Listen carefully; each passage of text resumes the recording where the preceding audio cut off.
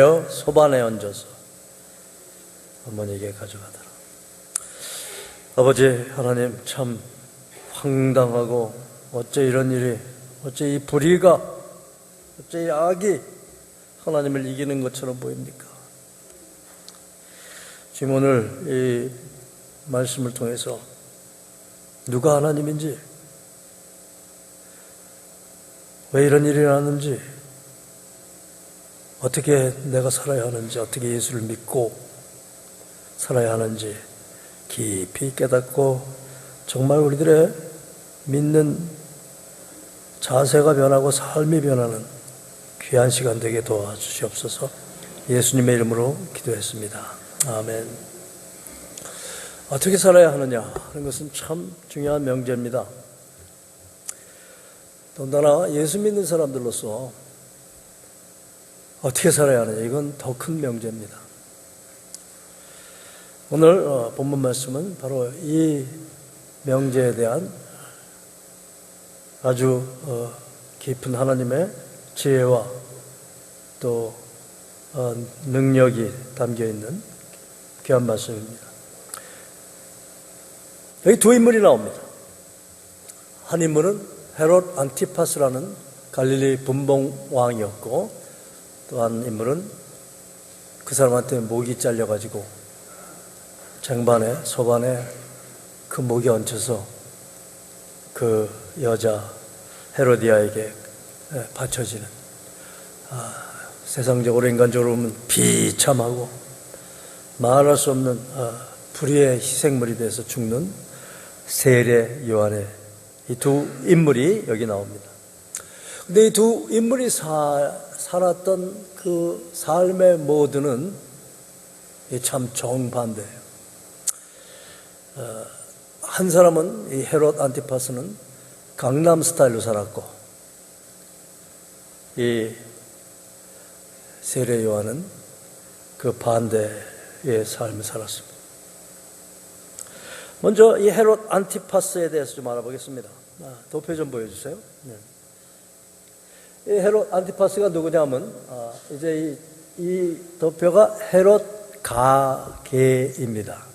가게, 샵이 아니고 가게, 지니알라지, 족보입니다. 이 족보의 원적격은 헤롯 안티파트로스 2세라는 사람인데, 이 사람에 대해서는 별로 역사적으로 남는 것은 없어요. 에돔 사람. 근데 이 사람이 5 아들이 있었는데 그 아들 중에 하나가 헤롯 더 그레이트, 헤롯 대왕이 됩니다. 이 사람이 바로 누구냐면 예수님이 베들레헴에서 나실 때 그때 동방박사가 찾아갔던 왕이 이 헤롯 대왕입니다. 이 헤롯 대왕이 다스렸던 유대 땅은 그때 예루살렘을 포함해서 사마리아, 갈릴리, 지금 우리가 보는 이 팔레스타인 가나안 땅 전체를 다스리고 있었어요. 근데 헤롯 대왕이 왜 이렇게 비교적 넓은 땅을 다스리게 됐냐면, 이 사람이 아주 지혜로운 외교관이었습니다. 로마의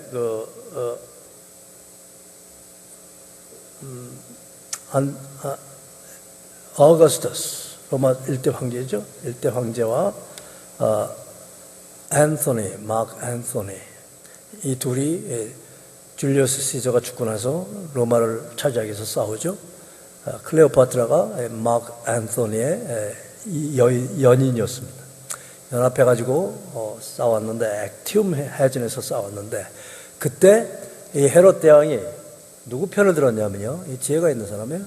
옥타비아누스 편을 들었어요. 아우거스투스. 그래서 이제 아시는 대로 역사적으로 이 마크 앤토니가 패하죠. 그래서 줄리어스 시저의 양아들인 옥타비아누스 아우거스투스가 로마의 1대 황제가 됩니다. 그래서 그 1대 황제 아우거스투스가 이제 공로로, 보상으로 유대 땅 전체를 헤롯 대왕한테 준 거예요. 근데 이 헤롯 대왕이 말하자면 정통성이 조금 있었습니다. 왜냐하면 그 헤롯 대왕의 아내가 누구냐면 미리암 1세인데, 이 미리암 1세가 마카비 리볼트라고 여러분이 역사를 아시면 아실 겁니다. 유대 민족 중에서 가장 추앙받는 가문입니다. 이 마카비 족속의 후예입니다. 그래서 이 마카비 족속의 후예들이 하시모니안 왕국을 만들었어요. 거기에 적 학자, 정려입니다. 이제 정실 부인이 됐어요. 그랬는데 이 사람의 부인이 5명입니다. 그런데 여기 오늘 마태복음 14장에 나오는 헤롯은 이 말다스라는 여인의 둘째 아들이에요. 헤롯 안티파트로스. 이 사람입니다. 이 사람이 이때 자기 아버지 헤롯 대왕이 죽고 나서 로마가 유대 땅을 3등분을 합니다. 그래서 북쪽의 갈릴리 지방만 이 헤롯 안티파트로스가 다스리도록. 그래서 사실은 정식으로 왕 칭호가 아닙니다. 킹이 아니에요. 테트라크, 분봉왕이라고 우리말로 번역이 되어 있는데, 말하자면 지금으로 말하면 도지사격입니다. 도지사. 그러니까 열등감이 많았죠. 그런데 이 헤롯 안티파스가 로마에 여행 갔었을 때 로마의 한량으로 지내고 있던 자기 이복 동생 빌립 1세의 아내 헤로디아하고 눈이 맞아가지고 동생의 아내를 취합니다. 오늘 그 얘기예요. 꺼주세요. 네.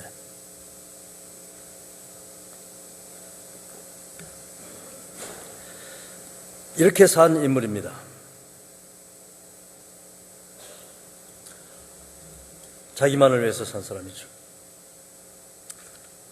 욕심대로 산 사람이에요. 세례요한은 어떤 사람입니까?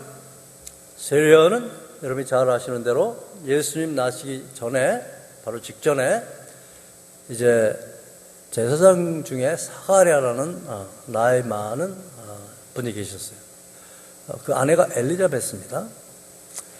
그런데 둘이 오랜 결혼 생활을 했지만 아이가 없어서 참 하나님께 기도하고 있었는데, 이 사가랴가 제사장 직분을 행하려고 성소에 들어갔다가 가브리엘 천사가 사가랴에게 나타나서 둘 사이에 아들이 있을 텐데 그 아들이 오실 왕 예수 그리스도의 길을 평탄케 하는, 우리말로 얘기하면 전령 역할을 하는 거죠. 영어로 얘기하면 헤럴드입니다. 헤럴. 왕이 오기 전에 왕에 가는 길을 예비하는 사람들. 아주 중요한 사명을 띠고 이 세상에 태어난 사람입니다.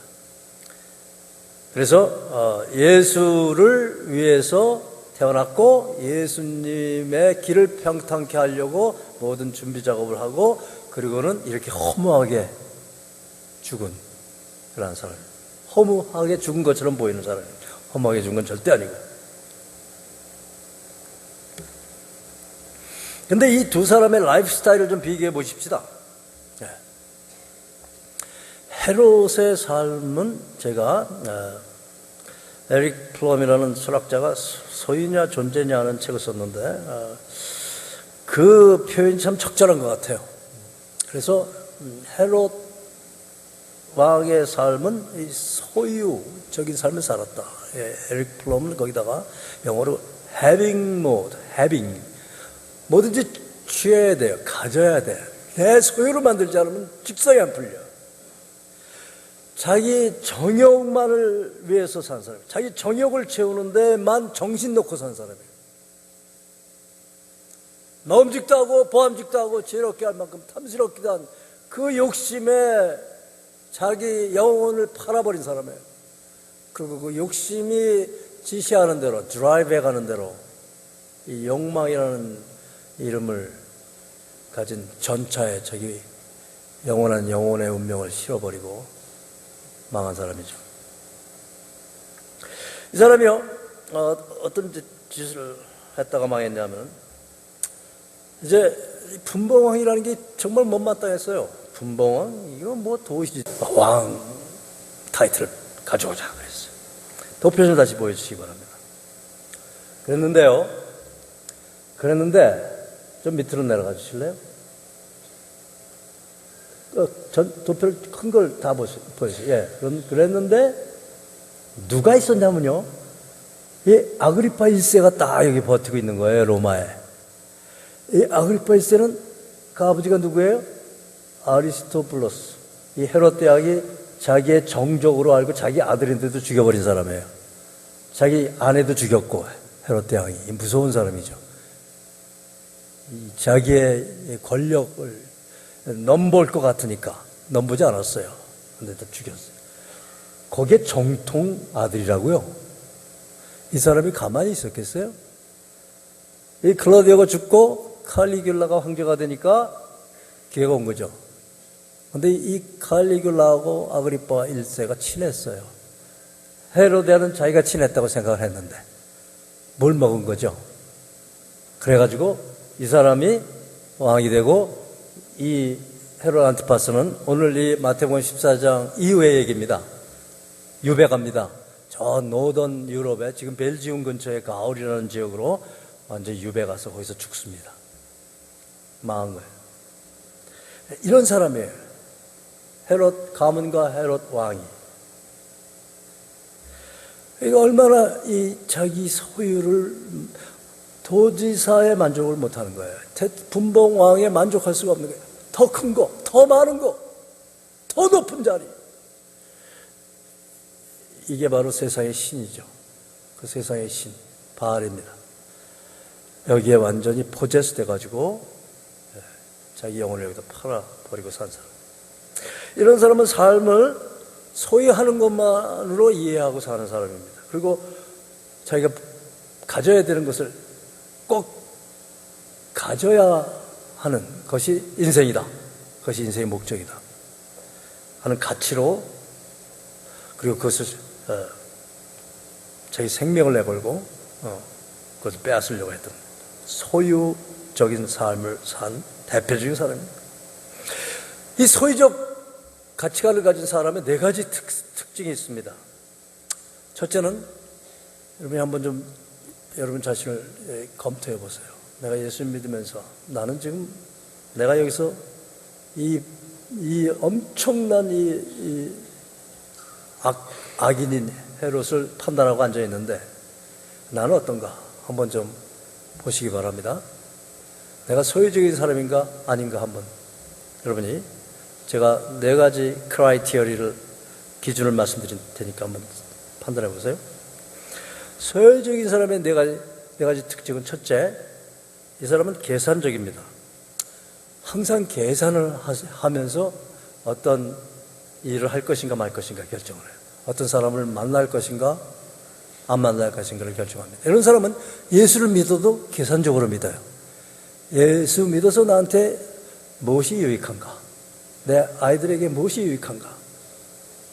그 손익 계산이 맞아떨어져야만 예수님 믿는 사람이에요. 이 사람은 그 안에 해빙 모드가 자리 잡고 있기 때문에, 소유적인 욕심이 자리 잡고 있기 때문에, 이게 무의식 가운데 나오는 거예요. 이것을 의식할 수도 있고 의식 못할 수도 있어요. 그러나 이 모드에 의해서 자기의 모든 삶이 결정이 되고 집행이 되는 거예요. 두 번째, 이 소유적인 사람의 특징은 아주 실용적입니다. 프라그마티즘이라, 먼저 실용주의. 미국이 이렇게 세속주의 사회로 전락해버린 가장 중요한 이유는 이 실용주의적인 철학 때문에 그렇습니다. 이 교육 철학이 세워졌어요. 이 실용주의 교육 철학을 세운 유명한 사람 여러분 잘 아시죠? 존 듀이 교육 철학자입니다. 그 전까지는 이 미국 사람들의 교육이 나는 누구냐? 왜 사냐? 어떻게 살아야 하느냐? 하는 여기에 초점을 맞추고 교육이 이루어졌다 해도 과언이 아닙니다. 그래서 생겨난 대학들이 하버드니 프린스턴이 예일이니 이런 대학들이에요. 이 대학들은 다 처음부터 나는 누구냐? 너는 하나님의 창조된 하나님의 형상을 갖고 지어진 하나님을 사랑하기 위해서 지어진 사람들이다. 너는 하나님을 사랑하기 위해서 사는 거다. 이러한 인성교육을 완전히 등한히 해버렸어요. 그리고 이제 학교에 가면 너는 요 학문을 배우고 이 수학을 배우고 이 영어를 배우고 이 과학을 배우고 이 물리를 배워서 네가 얼마나 이것을 사용해서 좋은 직업을 얻어서 좋은 직장을 갖고 많은 돈을 벌고 네가 이 세상에서 성공하는 실용주의입니다. 무서운 거예요. 그래서 미국이 지금 점점 이렇게 세큘러 소사이어티가 되고 그러니까 점점 영향력이 이제 줄어드는 거예요. 소유적인 사람의 그전에 또 예수 믿는 사람 중에 실용적인 소유 모드를 가지고 예수 믿는 사람들 많아요.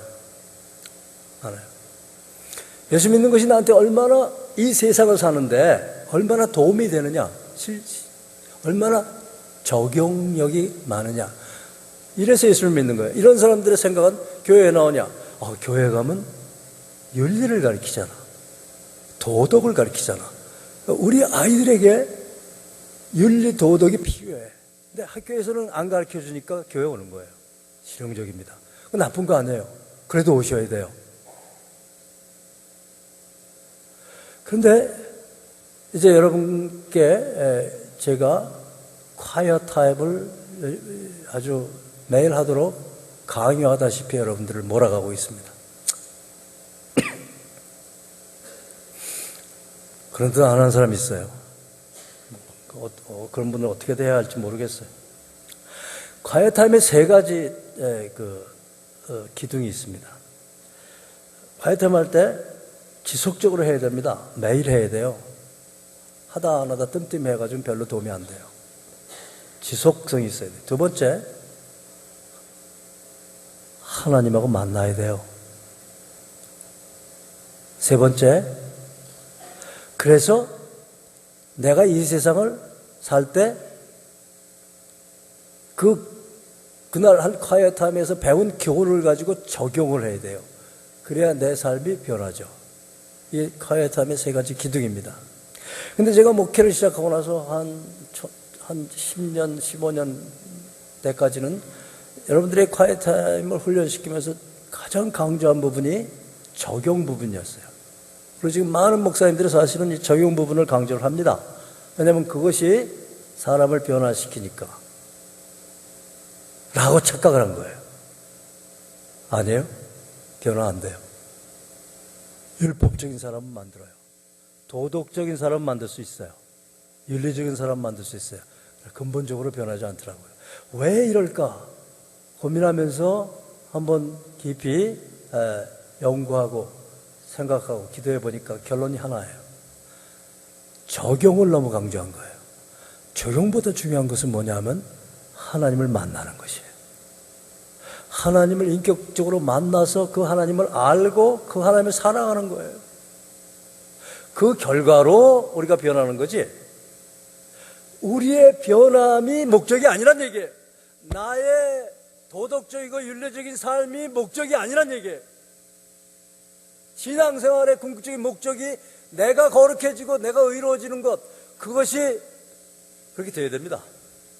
그러나 그것은 바이 프로덕트라는 얘기예요. 그보다 더 중요한 것은 여러분이 그 신앙생활을 통해서 하나님과 그 아들 예수 그리스도를 알고 그리고 그분을 사랑하는 것. 이것이 없이 이 프라그마티즘, 나한테 이것이 얼마나 유익하냐, 이 적용해야 돼. 이러한 실용주의적 사고방식이 이 교회에도 들어와서 아주 무섭게 지금 교회를 율법주의로 몰아가고 있는 것이.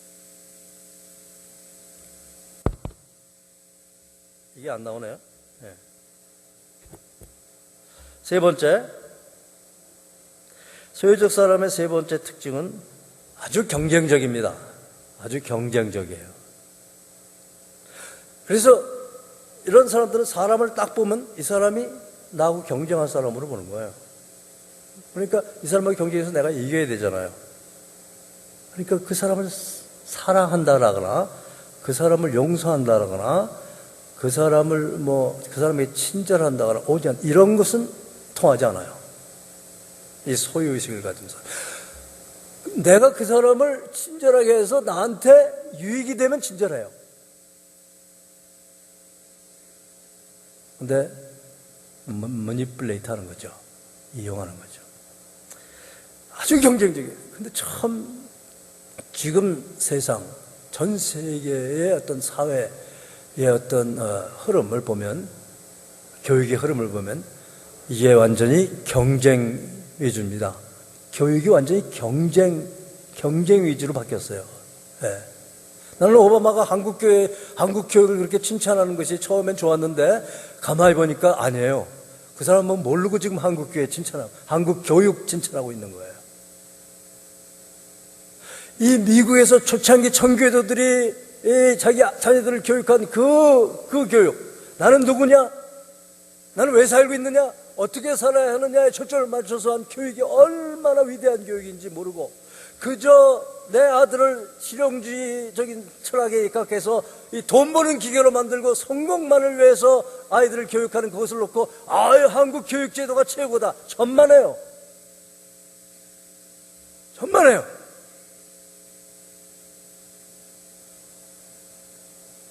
그런데 교회에도 경쟁적으로 신앙생활을 하는 사람들이 우리 교회는 많지 않은데 간혹 보여요.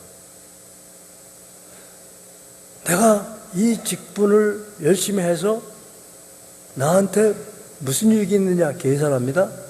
그리고 실용적으로 사역을 생각을 해요. 그런 다음에 그렇게 해서 이 교회에서 높아지고자 하는, 이게 무서운 영적 유혹이죠. 근데 모르죠. 그러한 모드로 내가 지금 살고 있다는 것을 잘 모르죠. 이런 말씀을 보고 깊이 깨닫지 않으면 모르는 거죠. 네 번째로, 소유적 사람의 네 번째 특징은 사람을 볼 때 나보다 높으냐 나보다 낮냐, 이 기준을 가지고 사람을 보여. 내가 지배할 수 있는 사람이냐, 내가 지배당할 사람이냐. 그래서 내가 지배할 수 있는 사람이라 그러면 무슨 인격 이런 거 없어요. 그냥 그 사람을 지배해 버리는 거예요. 좀 갑질을 하는 거죠. 갑질. 네. 그런데 내가 갑이 아니고 을이다 그러면 무슨 짓을 하더라도 내가 갑이 돼야 돼요. 생명을 내놓고 갑이 되려고. 그 인생 거는 사람들. 이런 사람들이 헤롯과 같은 사람들. 헤롯과 같은 사람이 헤롯이에요. 우리가 여기서 이 세례요한을 자기 딸이 자기 앞에서 자기 춤으로 기쁘게 했다고 해서 목을 잘라가지고 쟁반에 얹혀서 네 어머니에게 갖다 주라고 한 이 헤롯을 보고 분노하고 있죠. 지금 분노하고 있어요. 그러고 있습니다. 그런데 그게 바로 나가 될 수 있다는 얘기예요. 내가 헤롯이라는 얘기예요. 그게 우리예요. 그게 하나님을 믿지 않고 사는 우리예요. 이 사람의 삶의 모토는 그렇습니다. 나는 흥하여야 되겠고 너는 쇠하여야 되리라. 이 사람의 삶의 모토입니다. 그래서 이 모토에 따라서 이 사람이 살았어요. 그런데 결과적으로는 망했죠. 세례요한은 어떤 삶을 살았습니까? 전제적인 삶을 산 사람이에요. 요한복음 3장 26절에 30절에 보면은 이런 말씀이 있습니다. 그들이 요한한테 가서, 요한의 제자들입니다. 라삐여, 선생님과 함께 요단강 저편에 있던 곧 선생님이 증언하시던 이가 예수님입니다. 세례를 베풀며 사람들이 다 그에게로 가더이다. 예수님이 세례 베푼 건 아니에요. 요한이 대답하여 이르되 만일 하늘에서 주신 바 아니면 사람이 아무것도 받을 수 없느니라. 내가 말한 바 나는 그리스도가 아니요 그의 앞에 보내심을 받은 자라고 한 것을 증언할 자는 너희니라. 신부를 취하는 자는 신랑이나 서서 신랑의 음성을 듣는 친구가 크게 기뻐하나니 나는 이런 친구의 기쁨으로 충만하였느니라. 그 다음에 마지막으로 그는 흥하여야 되겠고 나는 쇠하리라. 이게 바로 존재적인 삶을 산 요한의 엄청난 감동을 주는 선언이죠. 나는 누구냐? 나는 하나님이 아니야. 나는 구세주가 아니야. 나는 구세주를 그 길을 예비하기 위해서 온 사람이에요. 여러분, 인간적으로 보십시다. 세례 요한이 얼마나 당대에 인기 있는 설교가 있는지 몰라요. 그 사람이 설교했다면 구름 간중이라나? 요즘에 아이돌들이 무슨 소녀시대가 여기 볼티모어에 온다 그러면 아마 구름 간중을 몰고 다닐 거예요. 그죠? 네? 그런 거예요. 그랬는데 갑자기 예수가 나타나더니 그 구름 간중이, 이 무리들은 그렇게 아주 변덕스러운 것입니다. 네. 그 예수님한테 다 이렇게 가는 거예요. 그러니까 그 세례 요한의 제자들이 이 뿔이란 거예요. 그래서 선생님이 저 사람이 그렇게 한 사람이 그러는데 저로 다 갑니다. 선생님 뭐 하는 겁니까? 그런 거에 대해서 세례 요한이 이렇게 답을 한 거예요. 다른 성경에서는 나는 그의 신들매, 즉 신끈을 풀기도 감당치 못할 사람이야. 그는 흥해야 되겠고 나는 쉬어야 돼. 내가 누군지 아는 사람, 하나님이 어떤 분인지 아는 사람, 나의 삶의 목표와 목적이 무엇인지 뚜렷이 아는 사람, 어떻게 살아야 하는지 뚜렷이 아는 사람, 이 사람이 세례 요한이었어요. 존재적인 삶을 산 사람입니다. 구약의 출애굽기 3장 14절에 모세가 하나님께 아뢰되 내가 이스라엘 자손에 가서 이르기를 너희의 조상의 하나님이 나를 너희에게 보내셨다 하면 그들이 내게 묻기를 그의 이름이 무엇이냐 하리니 내가 무엇이라고 그들에게 말하리까? 이렇게 이제 하나님한테 대들었어요. 모세가 시내산에서. 그랬을 때 하나님이 모세에게 이르시되 나는 스스로 있는 자니라. 또 이르시되 너는 이스라엘 자손에게 이같이 이르기를 스스로 있는 자가 나를 너에게 보내셨다. 이 단어가요, 이게 사실 untranslatable이라고 합니다. 이거는 번역할 수 없는 거예요. 근데 번역을 해야 되니까 우리나라 사람들이 고민하다가 이걸 스스로 있는 자로 번역을 했는데 이게 정말 잘못된 번역이란 얘기예요. 영어 번역은 이렇게 되어 있습니다. 당신 누구냐? 그러니까 하나님께서 I am that I am. 나는 누구냐 하면 나는 존재하는 자다. 그런 뜻이에요. 나는 존재 그 자체다. 그런 뜻이에요. 존재. 이 엄청난 의미입니다. 그래서 이 유대인들은 이 단어를 번역을 할 수 없으니까 그냥 그것을 그대로 씁니다. 그 단어가 뭐냐면 바로 여호와라는 단어예요. 여호와. 그래서 하나님의 이름이 여호와로 된 거예요. 유대말로는 야훼. 이렇게 된 겁니다. 그런데 그 뜻이 무엇인지는 신약에서 설명을 하고 있어요. 신약에서. 요한일서 4장 7절에서 8절에 이렇게 그 뜻으로 해석하고 있습니다. 사랑하는 자들아, 우리가 서로 사랑하자. 사랑은 하나님께 속한 것이니 사랑하는 자마다 하나님께로서 나서 하나님을 알고 사랑하지 아니하는 자는 하나님을 알지 못하나니 이는 하나님은 사랑이심이라. 당신은 누굽니까? 라고 한 모세의 질문에 나는 존재 그 자체다 대답을 하셨어요. 그런데 성령의 감동을 받은 사도 요한은 그것을 이렇게 해석하는 거예요. 하나님은 사랑이다. 그러니까 이 세례 요한의 존재의 모두의 삶은 사랑이었어요. 사랑. 이 사람은 왜 사는지 알아요? 왜 살아요? 진리, 즉 하나님과 그 아들 독생자 예수님을 사랑하는 것이 자기가 사는 이유였어요. 어떻게 사랑했냐? 어떻게 사랑해요? 그는 흥하여야 되겠고 나는 쉬어야 되겠다. 그 모드로 사는 거예요. 그런데 여기서 참 제가 이 말씀을 묵상하면서 제 가슴을 아주 정말 쿵 때린 그러한 성령의 깨달음이 있었습니다. 그것은 뭐냐면 제가 이제까지 이 말씀 가지고 설교를 많이 했는데 이렇게 생각해 보지는 않았어요. 근데 이번에 참 깊이 이것을 깨닫게 됐습니다. 세례 요한이 헤롯에게 왜 갔냐 이거예요.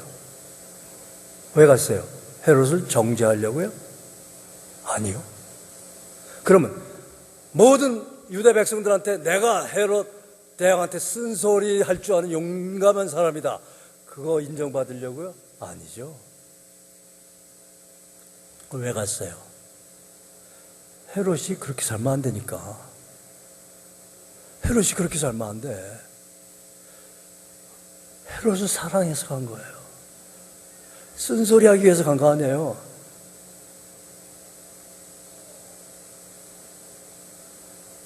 그래서 쓴소리 할 줄 알아야 됩니다. 저의 가장 큰 약점은 여러분한테 쓴소리를 잘 못해. 하나님한테 야단 많이 맞을 거예요.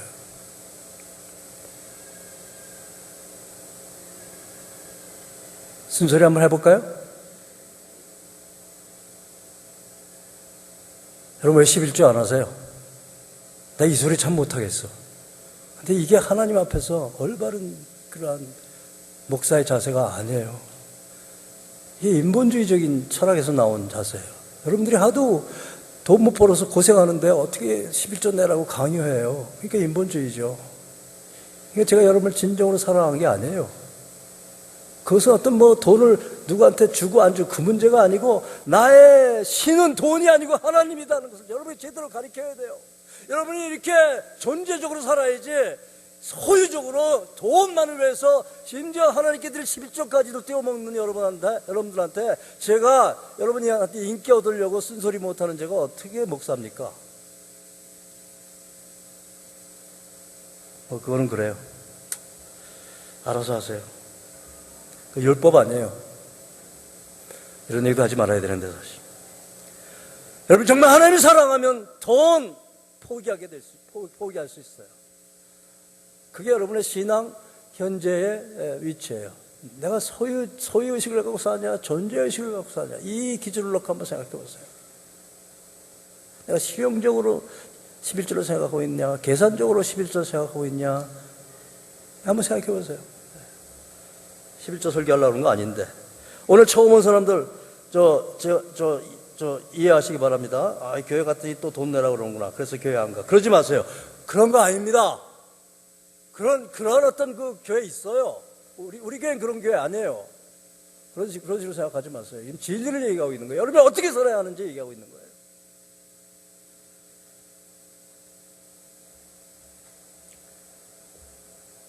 네, 이 얘기는 안 하려고 그랬는데 한 겁니다. 네. 쓴소리를 생각하다가. 그래서 참 헤롯을 살아가니까 이 얘기를 안 할 수가 없어요. 이 얘기하면 자기 죽는 줄 알아요. 그런데 정말 헤롯을 살아갈 수밖에 없었어요. 그래서 가서 자기 목을 내놓고 이 얘기를 한 겁니다.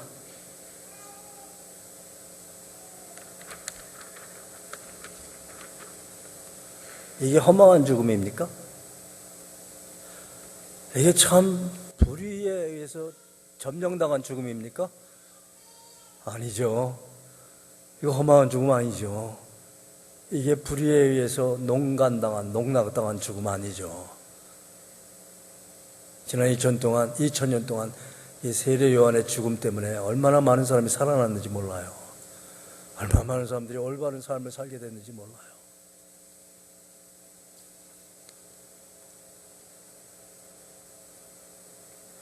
왜 사는지 알기 때문에 어떻게 사는지도 아는 사람이었어요. 그래서 그는 계산적으로 살지 않았어요.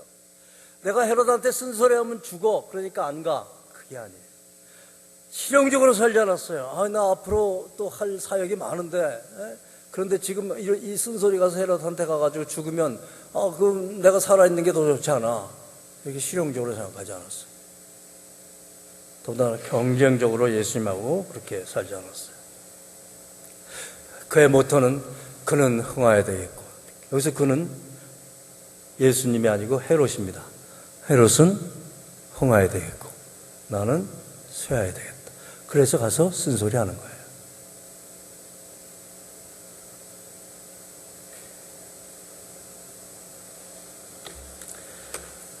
제가 여기까지 묵상을 하다가, 제가 시인이 아니죠. 근데 뭐 좀 써야 되겠어요. 그래서 썼습니다. 그러니까 용서하시고 들어주세요. 아무도 헤롯을 사랑하지 않을 때 그의 양심의 창문을 사랑으로 두드리다가 사랑하는 사람에게 거절을 당했다. 사랑하는 헤롯이 흥하기를 바라다가 목이 소반에 놓여졌다. 어찌 그런 일이? 소유는 소리 지른다. 사랑은 그런 거라고. 존재는 흐느낀다.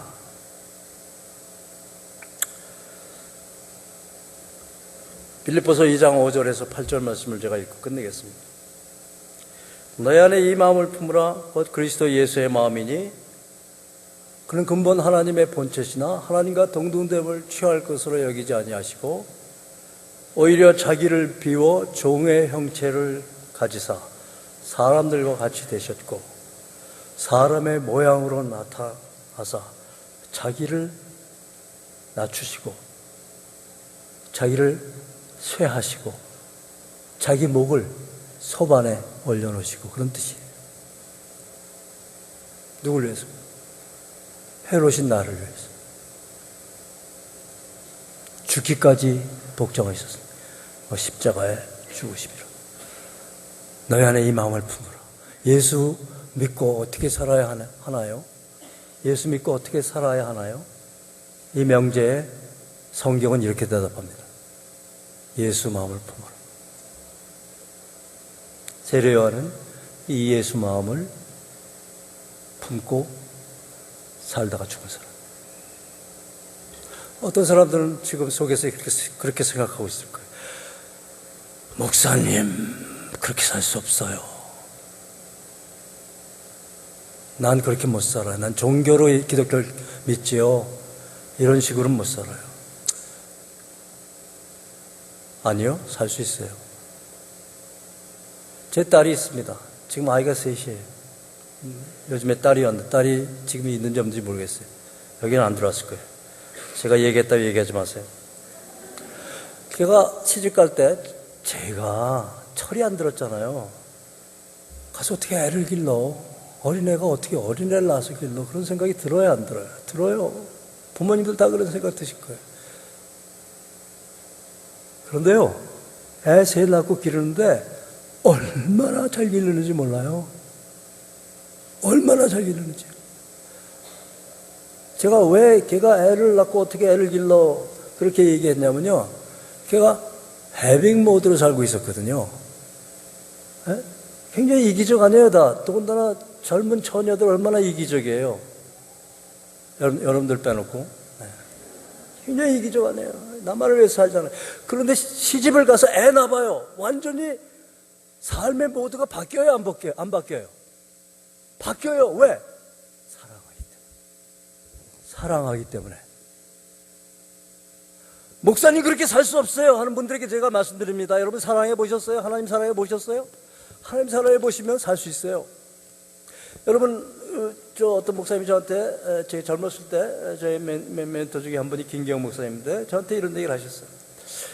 내가 목회 쉽게 하는 법 가르쳐 줄게 그래요. 그게 뭐냐면 젊은 엄마가 10파운드에서 30파운드 되는 돌을 3년 동안 매일 끼고 살라 그러면 걔가 자살하겠니 살겠니? 자살하죠. 3년 동안 어떻게 10파운드에서 30파운드 되는 뭐를 24시간 끼고 살아요. 차라리 죽지. 그런데 그러고 살거든요. 그 아이 낳잖아요. 그 아이들 3년을 끼고 살아야죠. 그 무거운 거 매일 들어야죠. 그런데 그 힘들다 그래요? 안 힘들다 그래요? 할 수 있어요? 없어요? 할 수 있어요? 없어요? 여러분 이렇게 살 수 있어요? 없어요? 있어요. 있어요. 뭐 완전하게 그렇게 아니요. 뭐 세례 요한처럼 목이 그런 얘기하는 거 아니에요.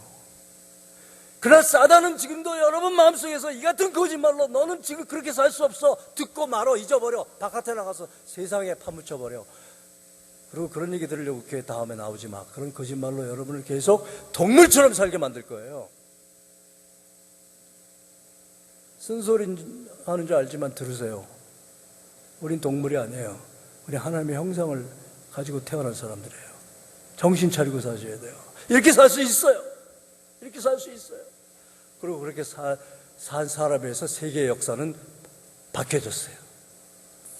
그러한 사람들에 의해서 세계 역사가 인도함을 받고 지금까지 이렇게 유지되고 있는 거예요. 그 중심에 예수님이 서 계시고 십자가가 서 있는 거예요. 기도하십시다.